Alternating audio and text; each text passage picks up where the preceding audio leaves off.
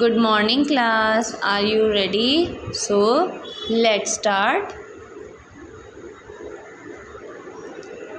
Hello students, आज हम याद करेंगे और लिखना भी सीखेंगे नंबर 8 के बारे में। तो आइए देखते हैं। What is this? 8. What is this? 8. आइए देखते हैं 8 कैसे लिखेंगे। यहाँ से हमने इस तरीके से राउंड बनाकर वापस इसी के पास ले आए और इसी पॉइंट से नीचे हम लेकर गए सर्कल बनाने के लिए यहाँ पर और इसको रोक दिया। क्या बन गया ये?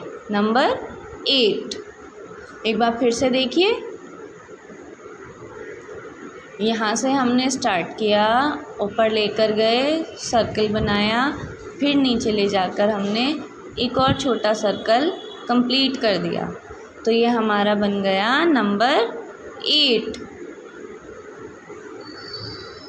ये क्या है बच्चों? ऑक्टोपस। ऑक्टोपस के कितने लेग्स होते हैं? 8। आइसक्रीम। आइसक्रीम को काउंट करेंगे।